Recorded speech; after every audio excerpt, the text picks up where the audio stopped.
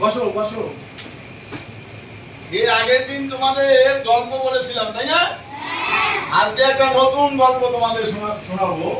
সেটা হচ্ছে ঈশপের গল্প, রাখাল ছেলে ও বাঘ।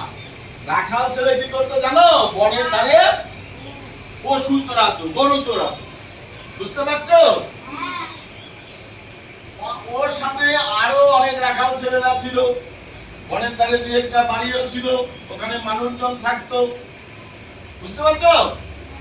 একদিন কি হলো, রাখাল ছেলে হঠাৎ চিৎকার করে উঠলো, বাঘ বাঘ, ওরে কে আছো?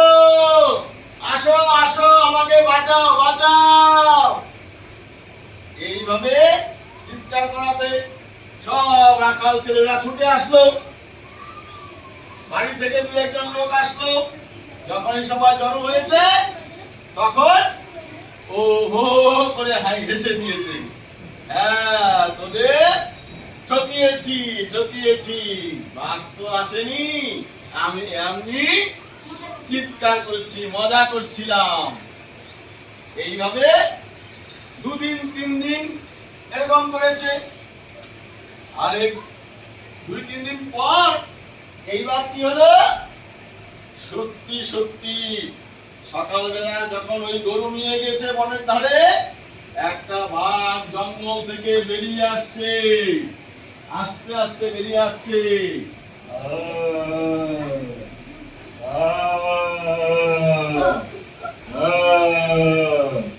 এই বাঘ দেখে গরুগুলো আম্মা আম্মা ডাক ছাড়ছে।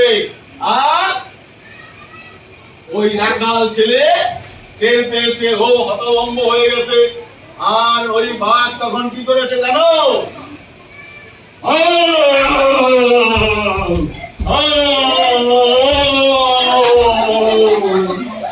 রাখাল ছেলেকে ধরে আর মোটকে তাকে বনে টেনে নিয়ে গেছে।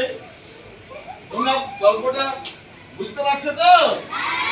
বাড়িতে বলতে পারবে? আচ্ছা, এবার তাহলে বলো,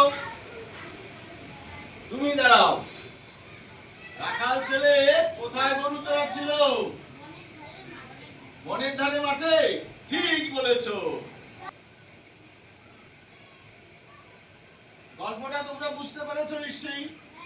এইবার তোমাদেরকে আমি প্রশ্ন করব, তুমি বলো তো, রাখাল ছেলে কোথায় গরু চড়াচ্ছিল? থ্যাংক ইউ, ঠিক বলেছো। এবার তুমি বলো তো, রাখাল ছেলে মজা করছিল কি দিয়ে? থ্যাংক ইউ, ঠিক বলেছো তো? হ্যাঁ। তুমি বলো তো, তুমি দাঁড়াও, সত্যি সত্যি বাঘ কি এসেছিল? বাঘ এসে কি করলো বলো?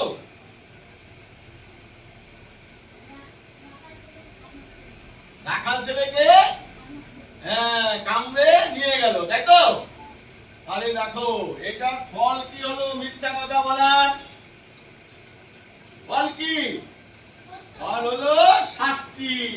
বাঘ এসে সত্যি সত্যি ওই দুষ্টু রাখাল ছেলেকে আর মোটকে নিয়ে গেল, আর বনে নিয়ে মজা করে খেলো। এই জন্য বলেছি, মিথ্যা প্রবঞ্চনা কখনো দিতে নেই, মিথ্যা কথা বলতে নেই। তোমরা কি মিথ্যা কথা বলবে? কারোর সাথে মিথ্যা আচরণ করবে? কখনো করবে না, তাহলে নিজে নিজেই শাস্তি পেতে হবে।